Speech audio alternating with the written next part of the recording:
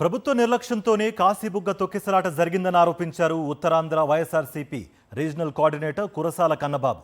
ఏపీలో rule book లేదు, red book మాత్రమే ఉందని మండిపడ్డారు.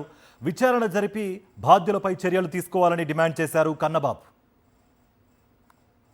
శ్రీకాకుళం జిల్లా కాశీబుగ్గ వెంకటేశ్వర స్వామి ఆలయంలో జరిగిన తొక్కిసలాటలో 10 మంది వరకు భక్తులు మృత్యువాత పడగా 20కి పైగా భక్తులు క్షతగాత్రులు పాలయ్యారు. ఈ దుర్ఘటనపై మాట్లాడేందుకు ప్రస్తుతం మనతో YSR Congress party Uttarandhra regional coordinator Kurasala Kannababu ఉన్నారు. సార్ చెప్పండి, ఇవాళ కాశీబుగ్గలో జరిగినటువంటి దుర్ఘటన చూసినట్లయితే దీని మీద మీ స్పందన ఎట్లా ఉంది? ప్రభుత్వ ధోరణిపై మీరే మాట్లాడతారు సార్? చాలా దురదృష్టకరం. ఒకటైతే చెప్తా, ఇది పూర్తిగా ప్రభుత్వ వైఫల్యం. కేవలం ప్రభుత్వ చేతగానితనం, నిర్లక్ష్యం వల్ల జరిగిన సంఘటనగా మేము భావిస్తాం. అదేనండి, ఈ రాష్ట్రంలో వేలాది ఆలయాలు ఉన్నాయి. మీరు ఎక్కడ చూసినా ప్రతి దగ్గర వేలాది ఆలయాలు ఉంటాయి. అందులో కొన్ని ఆలయాలు మాత్రమే ఎండోమెంట్స్ నడిపిస్తుంది. దాంట్లో కూడా 5 లక్షల లోపు వచ్చిన ఆదాయం వచ్చే ఆలయాల్ని, సుమారు 23,000 ఆలయాల్ని అక్కడ ఎలాంటి పాలకవర్గాలు లేకుండా గాలికి వదిలేసింది ప్రభుత్వం. ఎందుకంటే ఆ నిర్వహణ, దోపదీప నైవేద్యాలకు ఖర్చు, ఇదంతా ఏదో భారం మీద పడుతుంది అన్నట్టుగా 23,000 ఎండోమెంట్స్లో ఆలయాలకే దిక్కు దివాణం లేదు. ఇంకా మిగతా భక్తులు, ఆ గ్రామస్తులు, స్థానికంగా ఉన్న వాళ్ళ ఆచారాలు, వ్యవహారాలు, నమ్మకాలు బట్టి నిర్మాణం చేసుకుంటున్న రామాలయాల దగ్గర నుంచి గ్రామ దేవతల ఆలయాల వరకు పట్టించుకునే నాదుడే లేనట్టు కనిపిస్తుంది. సరే, ఇన్సిడెంట్ జరిగిన తర్వాత అసలు ప్రైవేట్ ఆలయం అంటే ఏంటి, ప్రభుత్వ ఆలయం ఏంటి అని చూస్తే, ప్రైవేట్ ఆలయం అని అంటే చట్ట ప్రకారం నేను చెప్పేది, ఒక కుటుంబం కానీ లేకపోతే ఏదైనా ఒక కొంతమంది వ్యక్తులు కానీ తమ అవసరాల కోసం కేవలం తాము మాత్రమే పూజించడం కోసం ఏర్పాటు చేసుకునే ఆలయంగా ప్రైవేట్ ఆలయం చెప్తారు. ఇంకా అక్కడ ఎవరిని ఎలా చేయరు, ఆ కుటుంబీకులు లేకపోతే దానికి సంబంధించిన వాళ్ళు మాత్రమే ఎలా చేస్తారో, ఖర్చు కూడా వాళ్ళే పెట్టుకుంటారు.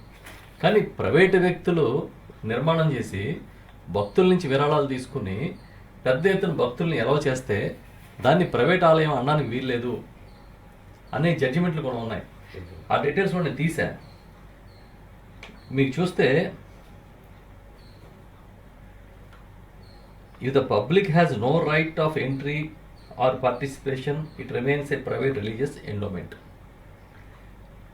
If over time the public is allowed freely and regularly to participate, courts can treat it as a public temple even if originally private.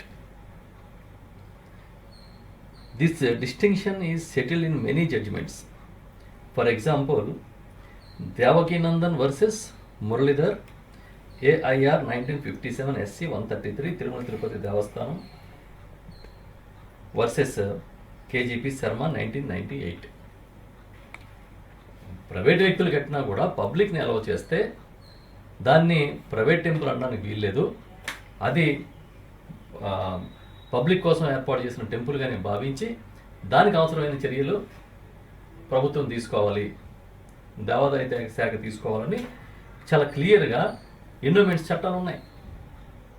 Endowments చెప్తుంది, కోర్టులు చెప్తున్నాయి, కోర్టు తీర్పులు ఉన్నాయి. కానీ మాకేం సంబంధం లేదు, ఇది మాది కాదు, మాకేం సంబంధం లేదని చేతులు దులుపుకునే కార్యక్రమం చేస్తే కుదరదు. సాక్షాత్తు చరిత్రలో ఎప్పుడూ లేని విధంగా తిరుమలలోనే తొక్కిసలాట జరిగి చనిపోతే, గత గోదావరి పుష్కరాల్లో 29 మంది చంద్రబాబు నాయుడు గారు స్నానం చేసే కార్యక్రమంలో చనిపోతే దానికే బాధ్యత వహించలేదు ఈ ప్రభుత్వం. ఈ ప్రభుత్వాలు ఏం కాపాడో భక్తుల్ని దేవుడే కాపాడాలన్న పరిస్థితి. ఇంకా పోలీస్ శాఖ అయితే అసలు ఉందా ఈ రాష్ట్రంలో పోలీస్ శాఖ? కేవలం వాళ్ళ విధులు ఏంటంటే వైఎస్ఆర్ పార్టీ కార్యకర్తలను, ప్రతిపక్షంలో ఉన్న కార్యకర్తలను వేధించడం, ఎవడైనా సోషల్ మీడియాలో ఒక పోస్ట్ పెడితే ప్రభుత్వానికి వ్యతిరేకంగా వాళ్ళ మీద కేసులు పెట్టడం, ఇది తప్ప ఇంకోటి ఏం కనిపించట్లే. అక్కడ సుమారు 15,000 నుంచి 25,000 మంది, పోనీ 15,000 అనుకోండి ప్రభుత్వం చెప్పినట్టుగా, ఇన్ని వేల మంది వస్తే మినిమం అక్కడ బందోబస్తు ఏర్పాటు చేయలేదు, 2 కానిస్టేబుల్ ఉన్నారని చెప్తున్నారు. అదే సినిమా హీరోయిన్లు బట్టల షాపుల ఓపెనింగ్లకి, సినిమా హీరోయిన్లు సినిమా ప్రమోషన్లకి వస్తే పెద్ద పెద్ద బందోబస్తులు రోప్ పార్టీలు ఏర్పాటు చేస్తారు. మీ రికమెండేషన్తో ఎవడన్నా సినిమా హీరోయిన్లు ఎక్కడెక్కడ తిరిగితే ప్రమోషన్ల కోసం వాళ్ళకి మాత్రం రెడ్ కార్పెట్లు వేస్తారు. ఐపీఎస్ అధికారుల మీద కేసు పెట్టడానికి ఒక హీరోయిన్ వస్తే ఆవిడికి మీరు ఎస్కార్ట్లు ఇచ్చి తీసుకెళ్తారు. భక్తులు, వేలాది మంది భక్తులు వచ్చిన టెంపుల్ దగ్గర మీ బందోబస్తు ఉండదు.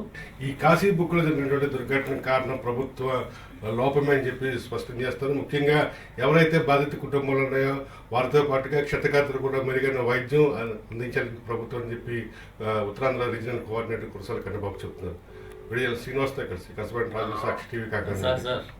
సాక్షి టీవీ ప్రసారాలను నిలిపివేయటం చట్టరీత్యా నేరం. సాక్షి టీవీ ప్రసారాల కోసం మీ స్థానిక కేబుల్ ఆపరేటర్ను వెంటనే సంప్రదించండి. DTH లో, ఇంటర్నెట్లో కూడా సాక్షి టీవీ ప్రసారాలను వీక్షించవచ్చు.